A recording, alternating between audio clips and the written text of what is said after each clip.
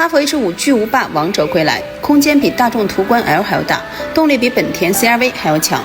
如今裸车低至89000元，5.19米的车长，你能想象它有多大吗？比陆巡还要长的 SUV， 而且是坦克品牌打造的。动力总成是 2.0T 的，配 8AT 的组合，而且还是一台带大梁的硬派越野车，并且配备了一套分时四驱。除了这些，它还带给我们很多配置。